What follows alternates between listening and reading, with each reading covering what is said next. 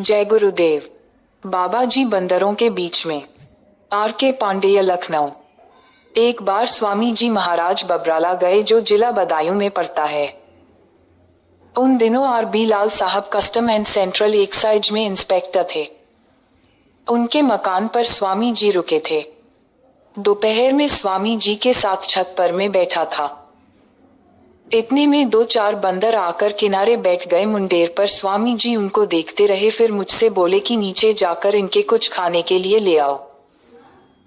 एक झोले में भुने चने रखते थे, जिसे बहन जी ने मुझे दिया और मैंने उसे लाकर स्वामी जी को दे दिया।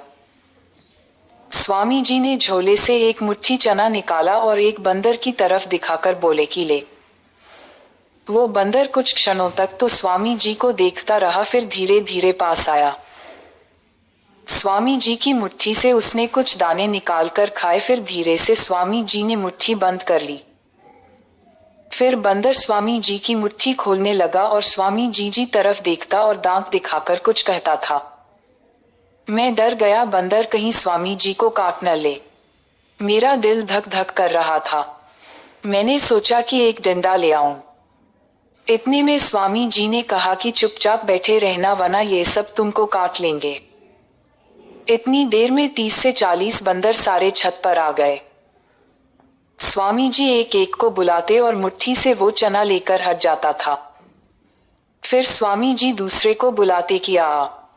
वो आता और चना लेकर चला जाता।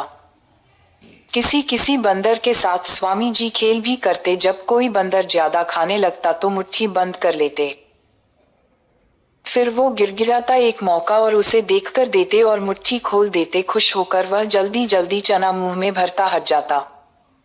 फिर स्वामी जी दूसरे को बुलाते।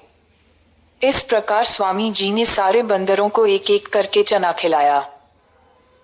स्वामी जी के हाथ को बंदर अपने एक हाथ से पकड़ते और दूसरे हाथ से चना खाते थे। उस झोले में चना जितना भी रहा हो, लेकिन 30-40 बंदरों को खिलाने में वह पूरा पड़ गया और सभी बंदर चना खाकर तृप्त हो गए। मैं भी भाव विभोर होकर इस दृश्य को देखता रहा और सोचता रहा कि ये बंदर कितने भाग्यशाली हैं, जिन्हें मालिक स्वयं खिला रहे हैं। मुझे वे पंक्तियां याद आने लगी। काग के भाग बड़े सजनी, हरी हाथ सो में गयो माखन रोटी।